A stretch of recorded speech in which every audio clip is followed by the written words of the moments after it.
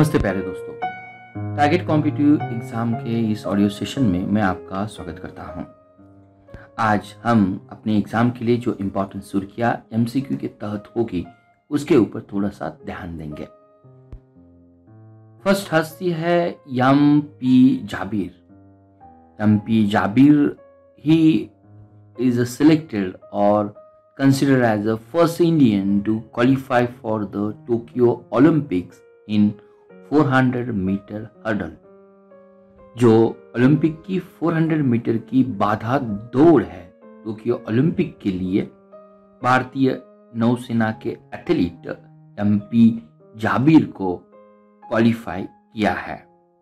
उन्होंने 49.78 सेकंड में जो अंतरराज्य एथलेटिक्स चैंपियनशिप थी पटियाला में, इस पटियाला के इस चैंपियनशिप में स्वर्ण पदक जीता है।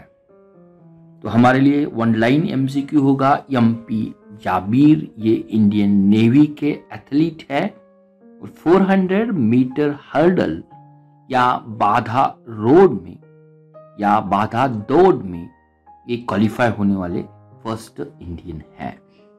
नेक्स्ट हम मूव करते हैं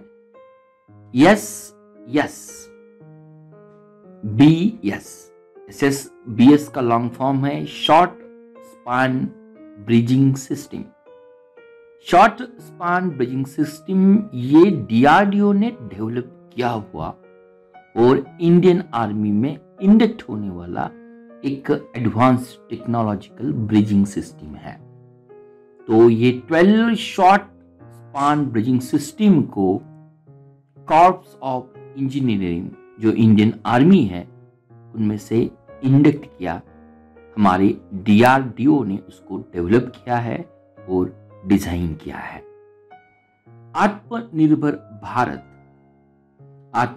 भारत की तहत जो इंडिजिनस टेक्नोलॉजी डिफेंस सेक्टर में आती है उसके विजन को कंप्लीट करने के लिए SSBS short span bridging system को L&T कंपनी द्वारा ये डिजाइन और डेवलपमेंट कर दिया।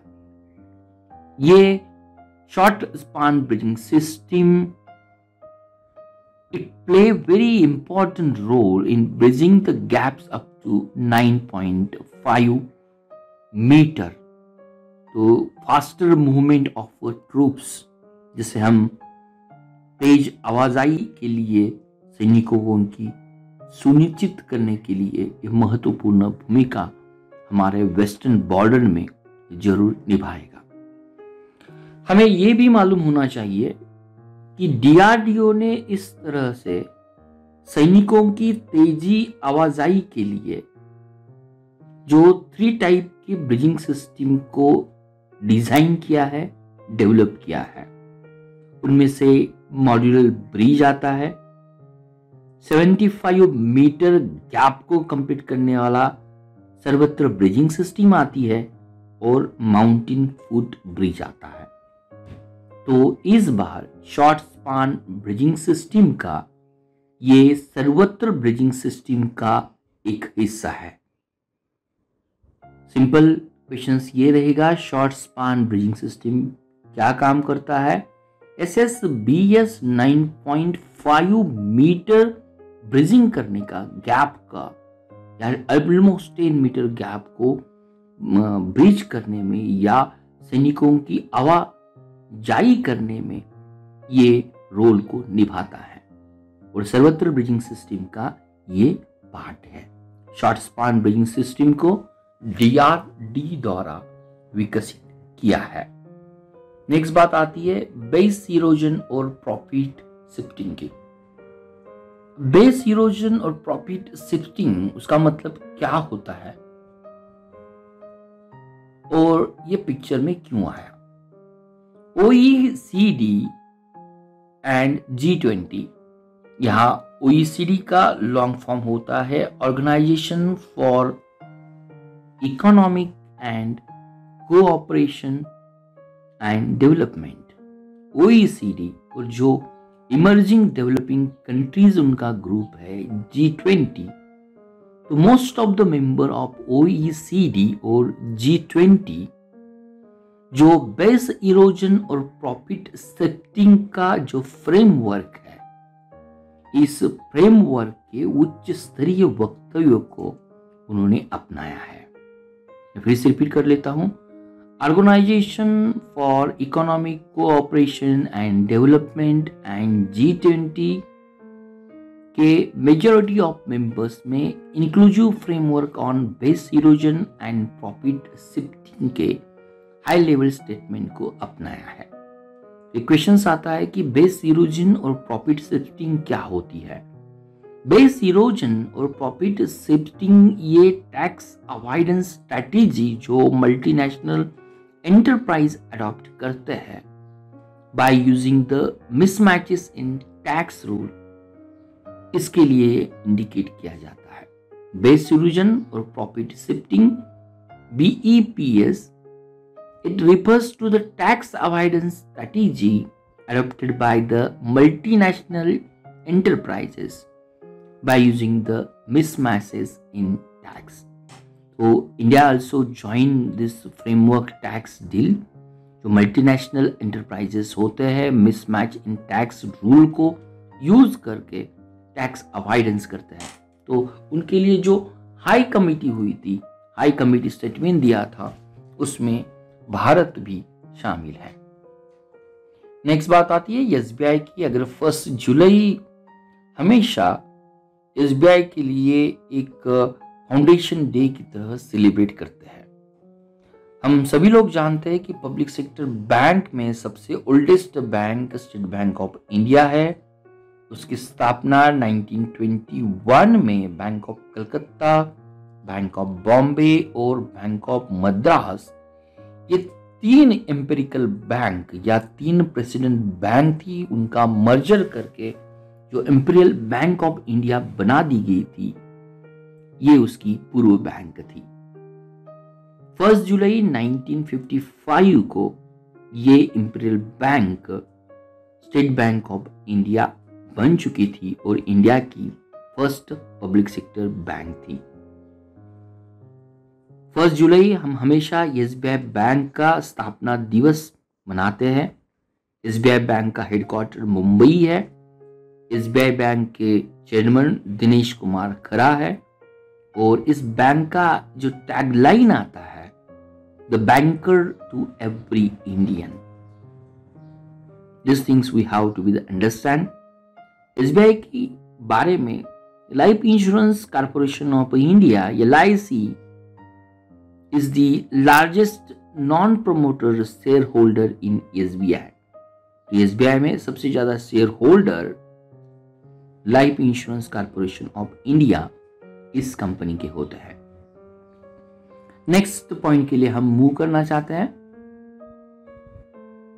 जो केंद्रीय मंत्री जो हमारे कल्चर और पर्यटन मंत्री, कल्चरल एंड टूरिज्म मिनिस्ट्री है, प्रहलाद सिंह पटेल, उन्होंने ब्रिक राष्ट्र की कल्चर मिनिस्टर की 6th मीटिंग को अटेंड किया। As it is a culture minister थे ब्रिक नेशन के, तो इस मीटिंग का उद्देश्य भी वही था कि to strengthen the enhance the cultural corporation in the field of museum हो, आर्ट गैलरीज हो, थिएटर हो, लाइब्रेरी हो या मॉडर्न टेक्नोलॉजी। लेकिन हमारे एग्जाम्पल के लिए या एग्जामिनेशन के लिए ब्रिक्स का लॉन्ग फॉर्म होगा। ब्रिक्स की स्थापना जून 2006 में की थी। BRICS stand for the Brazil, Russia, India, China and South Africa. South Africa 2010 में ब्रिक्स में शामिल हुआ था और जो 13 ब्रिक का समिट है, इंडिया उसकी मेजबानी करने वाला है। नेक्स्ट बात आती है वाको, WAKO, India kick boxing federation की। वाको इंडिया किक बॉक्सिंग फेडरेशन को नेशनल स्पोर्ट्स फेडरेशन की तहत मान्यता दी है। तो वाको का यहाँ पे मीनिंग होता है world association of kick boxing organisation, world association for kick boxing organisation. Kick boxing इस स्पोर्ट को प्रमोशन करने के लिए, उसका डेवलपमेंट करने के लिए, तो मिनिस्ट्री ऑफ स्पोर्ट ने वैको इंडिया किक बॉक्सिंग फेडरेशन को नेशनल फोर्स ऑफ फेडरेशन की तहत मान्यता दी है। तो इंटरनेशनल ओलंपिक कमेटी ने भी जो रिकमेंडेशन दिया था वैको के लिए, जो world association for kick boxing organisation है, ये fully Olympic family of sport की मेंबर बनने वाली है। तो वैको यहाँ पे लॉन्ग फॉर्म है और इंडिया के लिए वैको इंडिया किक बॉक्सिंग फेडरेशन अभी नेशनल स्पोर्ट फेडरेशन की तरह काम करने वाला है। नेक्स्ट आता है, सरकार ने रिटेल और होलसेल दोनों ट्रेड को माइक्रो, स्मॉल और मीडियम एंटरप्राइज की तहत शामिल किया है। यहां खुदरा और थोक व्यापार, जिसे हम रिटेल और होलसेल ट्रेड कहते हैं, now they will going to include into MSME category. अगर एमएसएमई कैटेगरी में रिटेल और होलसेल एंटरप्राइजेस आते हैं तो definitely they are eligible for primary sector funding and special liquidity scheme जो बैंकों को एमएसएमई के लिए मिलती है। ये दोनों भी स्कीम रिटेल और होलसेल ट्रेड को डेफिनेटली इंक्लूड होगी या इंप्लीमेंट की जाएगी। उसी के साथ now retailer and wholesaler they can register themselves on a Udyam register portal के लिए भी वो रजिस्टर कर सकते हैं। तो कोविड पैंडेमिक सिचुएशन में इंडियन इकोनॉमी को रिवाइव करने के लिए ये one of the best scheme है। एमएसएमई की बात आती है तो ऑलमोस्ट ओवरऑल एक्सपोर्ट में एमएसएमई का 40% कंट्रीब्यूशन है, वेयर इंडिया के जीडीपी में एमएसएमई का कंट्रीब्यूशन 30% आता है। हाल ही में न्यूज में उत्तराखंड के मुख्यमंत्री तीरथ सिंह रेवत का रेजिग्नेशन सामने आया है। हमारे लिए तीरथ सिंह रेवत का रेजिग्नेशन जो भी पॉलिटिकल रीजन हो सकते हैं, उसके बावजूद भी हमें ये मालूम होना चाहिए कि according to the Indian constitution के आर्टिकल 164 के तहत चीफ मिनिस्टर ये अपॉइंटमेंट गवर्नर द्वारा की जाती है और उनका रेजिग्नेशन भी गवर्नर को भी दिया जा सकता है। तो दो तीरथ सिंह रावत ये करंट अफेयर्स में जरूर आते हैं, लेकिन स्टैटिक पॉइंट के लिए हमारे लिए आर्टिकल नंबर 164 इंपॉर्टेंट होगा। चीफ मिनिस्टर की अपॉइंटमेंट ये 164 की तहत गवर्नर द्वारा की जाती है। नेक्स्ट हस्ती है गीता गोपीनाथ और कमलेश लुल्ला, जिन्हें कैलिफोर्निया बेस्ड जो ऑर्गेनाइजेशन है, जिस ऑर्गेनाइजेशन का नाम आता है कार्नेजी या कार्निग कॉर्पोरेशन ऑफ न्यूयॉर्क, मैंने कैलिफोर्निया मेंशन कर दिया, थोड़ा सा करेक्शन कर लो, ये कार्नेगी कॉर्पोरेशन ऑफ न्यूयॉर्क जो नॉन प्रॉफिट ऑर्गेनाइजेशन है, जो अलग अलग कंट्री से इमिग्रेंट्स आते हैं जिन्होंने अमेरिका सोसाइटी में ओवरऑल ह्यूमन बींग्स के लिए जो भी कॉन्ट्रीब्यूशंस किया है, उन कॉन्ट्रीब्यूशन को इस अमेरिकन फाउंडेशन द्वारा सम्मानित किया जाता है। उसमें इंडियन ओरिजिन गीता गोपीनाथ और कमलेश लुल्ला है। गीता गोपीनाथ की बात आती है तो इंटरनेशनल मॉनिटरी फंड की मुख्य अर्थशास्त्री चीफ इकोनॉमिस्ट गीता गोपीनाथ है और कमलेश लुल्ला ये नासा के साइंटिस्ट है। नेक्स्ट पॉइंट हम यहाँ पे डिस्कस करने वाले हैं सीआरपीएफ के बारे में। सीआरपीएफ ने मेमोरेंडम ऑफ अंडरस्टैंडिंग सीडैक के साथ की है। सीडैक यहाँ ट्रेन करने वाला है जो सीआरपीएफ के जो भी अधिकारी होंगे, जवान होंगे, उन्हें एडवांस टेक्नोलॉजी के लिए। तो सीआरपीएफ के फोर्सेस को इंटरनेट ऑफ थिंग जिसे आईओटी हम कहते हैं, साइबर सिक्योरिटीज है, एआई जिसे आर्टिफिशियल इंटेलिजेंस कहा जाता है, या बिग डेटा एनालिटिक्स कहते हैं। तो सीडैक इन सभी सीआरपीएफ जवानों को इस एडवांस टेक्नोलॉजी में ट्रेन करेगा। हमारे लिए सीआरपीएफ का लॉन्ग फॉर्म क्या है वो मालूम होना चाहिए। It is known as a central reserve police force, जो 27 जुलाई 1939 में सेंट्रल आर्म पुलिस फोर्स की तरह उसको स्थापित किया गया था, और ये भारत की पैरामिलिट्री फोर्स की सबसे बड़ी या लार्जेस्ट ऑर्गेनाइजेशन है। मिनिस्ट्री ऑफ होम अफेयर्स के अंतर्गत वो काम करती है। हेडक्वार्टर न्यू दिल्ली है, और सीआरपीएफ का जो मेन मोटो है सर्विस और लॉयल्टी है। सर्विस एंड लॉयल्टी ये सीआरपीएफ का, केंद्रीय रिजर्व पुलिस बल का मोटो है।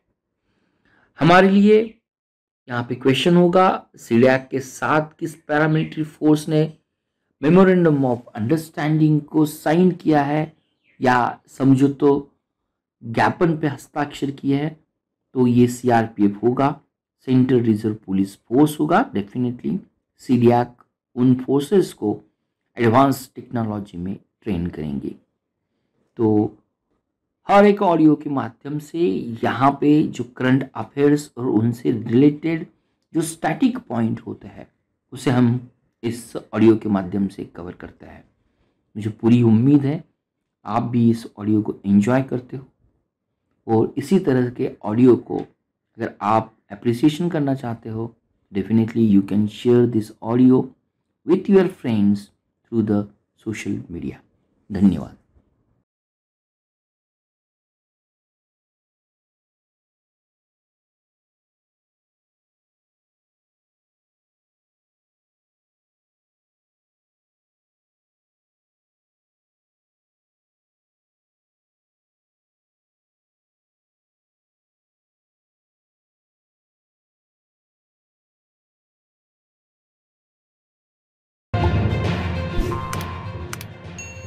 Thank you for watching Target with Professor Peace Positive Vic. We request you to be a voluntary donator to become our Prime and Pride Motivator.